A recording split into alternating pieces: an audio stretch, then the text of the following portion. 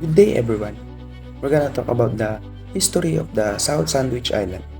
Did you know that the history of the South Sandwich Island are a remote group of islands located in the southern Atlantic Ocean?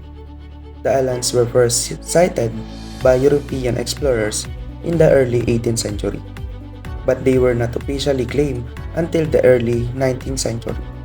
In 1775, the British explorer James Cook sighted the island and named them after the fourth Earl of Sandwich, John Montagu. However, it was not until 1908 that the island were formally annexed by the United Kingdom and became part of the British Overseas Territory of South Georgia and the South Sandwich Island. The island have never been permanently inhabited by humans, but they have been used for scientific research and as a base for fishing and whaling expedition. Did you know that the geography of the South Sandwich Island are a group of 11 volcanic islands located in the southern Atlantic Ocean, near the Antarctic region? The islands are sited approximately 500 kilometers southeast of the South Georgia and about 1,000 kilometers east of the tip of the Antarctic Peninsula.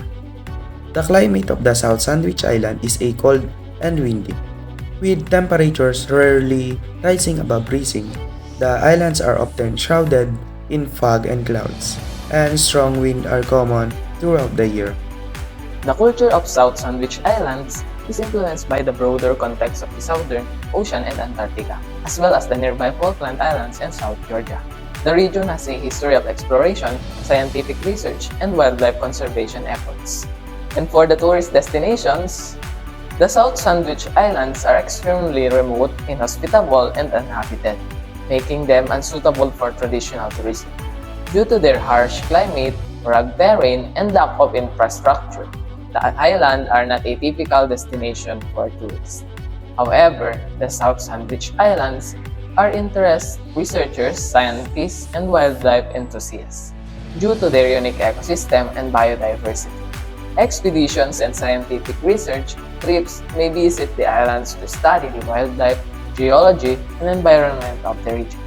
For those interested in exploring the South Sandwich Island, specialized tour operators and research vessels occasionally offer expeditions to the area. These trips typically cater to small groups of researchers, photographers, and adventurers seeking to experience the remote and pristine nature of the islands.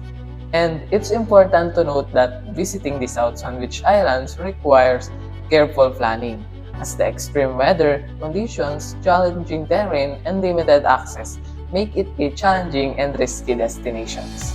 Travelers should be well prepared, experienced, and aware of the environmental regulations in place to protect the fragile ecosystem of the islands.